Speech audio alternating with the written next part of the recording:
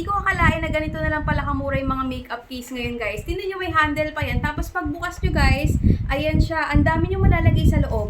Pag finlit nyo to, yung side na to, nandito yung lagayan ng mga brushes nyo. Tapos sa other side niya, may zipper pa yan para may extra pouch pa kayo. Tapos yung ditong part naman niya is na-a-adjust po yan, guys, kung saan nyo siya gusto ilagay. Pwede nyo siyang ilipat-lipat, guys. Ang dami nyo na pong malalagay dyan na tools, makeup tools, or kung ano-ano man pong pwede nyong ilagay dyan, guys, na gusto nyo i-organize. Tapos, guys, 300 plus na lang pala ito ngayon. Alam nyo, guys, sa mga nakakaalam ha, ang mga presyuhan nito noon is nasa 1,000 pesos plus. Kahit ganito lang kaliit yan, guys, nasa 1,000 plus pesos yan noon. Pero nakakatuwa dito sa TikTok Shop, parang wholesale price na nila binibigay ngayon. Nasa 300 plus na lang to, guys. Kaya nilink ko dyan sa Yellow Basket.